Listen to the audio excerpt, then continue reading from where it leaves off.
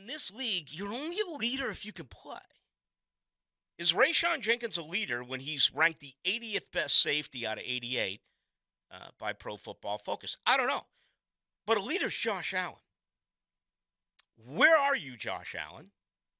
If this is a personal, a personal ploy to get yourself paid, okay. Well, then let's come out and say what it is. You're an individual. Do others do it? Sure. Have others always done it? Sure. I remember MJD. I remember Unique. I remember all of the situations around here. That is very common. Hell, we saw Lamar Jackson, even after getting paid, miss the first OTA last week in Baltimore. So to call him selfish is probably a little bit misleading. I think it's more of doing what you have to do if you're trying to force a payday. But look at his defensive line. You got Trayvon Walker, who was lost a year ago. The guy had 3.5 sacks. And you got a 5th-round pick in Yasir Abdullah, who is undersized, and you're asking, so where's your leader? He's not there. To me, that's a problem. That's a problem for a team right now where the feeling is everything is fantastic. Everything is great. It's not. It's twofold. You got a couple of issues. You can go back to the way that Trent Baalke answered that question the Thursday before the draft, a week before the draft. He knew something was going on with Cam. And we just never figured it out, okay? I get a feeling that there's a problem there. I don't know what it is. And for the record, I hope there isn't one. I just have a feeling there is. With Josh Allen, he wants to get paid. What are you going to give this guy? You're going to give him top 5 pass, rush, and money? You can't. I mean, look at the priorities. We're beginning with Trevor next year. Hopefully Calvin Ridley, re-signing him next year. What are you going to do with that offensive line next year? What are you going to do with Tyson Campbell next year? How are you going to address Foye Oluokun, who for consecutive years now, Atlanta and here, has led the NFL in tackles? And again, it's a defense that is absolutely lacking as far as a mouthpiece. It's a defense that isn't vocal. It's a defense that doesn't have leadership. It's a defense last year that was very immature. To the point that your defensive coordinator, Mike Caldwell, when I asked him about the green dot, he didn't even want to tell us. Like he was going to hide the green dot.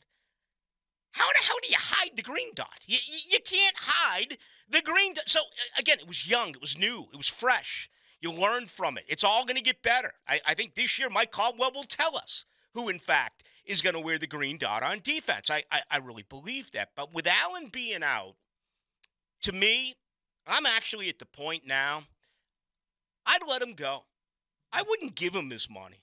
I'd make him play this year at $10.89 million, and depending on what he does, sign him to a deal during the offseason if it makes sense for both parties. If not, worst case scenario, you can always slap a franchise tag on him. And I know that's going to be brutally expensive. It's going to probably be, north of $20-some-odd million in 2024. But he's just not a priority for me right now.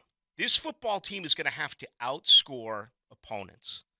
This football team improved by 9 points offensively a year ago. After a record-setting 14.9 points a game in 2021, they took it up to 23.8 in 2022. Where are they going this year? Well, I'll tell you where they need to go. They need to go around 28, 29 a game. They need to enter Kansas City, Buffalo, Philadelphia type of territory. And if you lose games 33-30 because you can't get to the quarterback, then you're going to have to deal with that. But if you lose games because you're suffering offensively, because you've put too much into your defense and your defense still isn't doing the job, then in my opinion, you have run into a major problem. $24.5 million projected 2024 franchise tag for defenseman. He's not worth that over 2 years. Hey, listen, there's not a better guy in that building than Josh Allen. This is not personal. I think, and I don't know him as well as, this whole COVID kind of screwed everything up. We're just getting back to meeting these folks like James Robinson when he was here. I never had a personal conversation with James Robinson because he was gone. You know, it's sad, but that's all return. Those days are gone. We're going to meet these guys once again.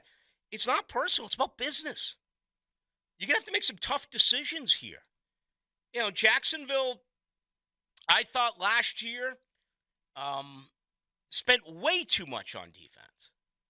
I did. I mean, 3 of their top 4 picks, when you added Lloyd and Muma in there with Walker, and all the money that you spent on free agency, again, my thought was always offense, offense, offense, offense. Build your offense. Well, they've done that. And if you look at their offense, it's scary. Trevor Lawrence, it's almost at the point now, JJ, where you don't even watch Trevor Lawrence that much anymore. You're like so convinced. You're not charting his throws. Right. You're like so convinced that this man is on that obviously you pay attention, but I find myself watching other positions and doing other things because you know where Trevor is and you know where he's going to be. Where last year during this time, that was absolutely in doubt. Easily the most reliable player on the team. No doubt. I would say. No doubt. I can't even really think of a close second. Right. Maybe Logan Cook. So the offensive line looks, the running backs look great. The tight ends look great. Down in numbers without Ingram. The wide receivers look spectacular. Offensive line, well, yeah. I got some serious issues there, as you should, with an offensive line that I do think is the Achilles heel of this football team. I think it's a soft offensive line. And I've yelled forever about building the wall of Duval.